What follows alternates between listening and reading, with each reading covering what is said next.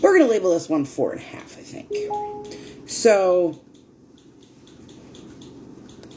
finding out my son had a diagnosis of autism was something I very much wanted because I knew that's what he had. Not only that, it cleared up a lot of things that I was hoping to clear up in my brain. If he wasn't diagnosed as autistic, that would have been perfectly fine. I wouldn't have cared either way. I just wanted to make sure that if my son did have a disability, that he was able to get the things that he needed in terms of help, therapy, things of that nature. After going to Monroe Meyer and getting his diagnosis, I did go to work that evening. I did work overnights at the time. I got home from work the next morning, and I sat in my car and I cried. I cried that I was relieved that I got a diagnosis, that I knew something was wrong with my child, and I was right. I cried and I grieved for quite a few weeks over the fact that I had a really rough road ahead of me.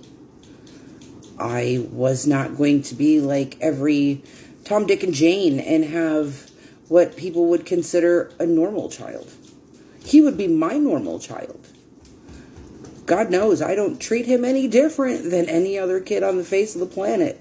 I love him to death. I wouldn't give him up for the world. And you'll find out later on, I fight tooth and nail for my child. But a lot of people don't understand why people use the word grieving. It's not that you're grieving over the fact that you don't have a normal child. It's not grieving that you have to give up your whole entire world. That's not the case. You grieve because things that could have been so easy and that are very easy for everybody else no longer becomes easy. You learned that in that moment that you are thinking and your mind is racing and you have 110 thoughts about the what ifs and what can I do's and how do I go about things, that life gets way more complicated when you do have a special needs child. There's ways to help yourself. There's ways to help other people. I'll slowly get into those resources as we move along, but it's a very daunting process to have to stop and go, now I have to learn about the state and how they handle things and how to get around and navigate the state system, because that's not an easy thing to do. And you also have to realize where any parent can be an advocate for the child.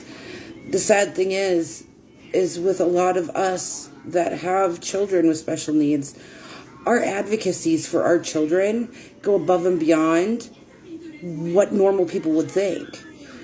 There's not a day that goes by that I don't have to advocate in some way, shape, or form for my child in any given day or any given means.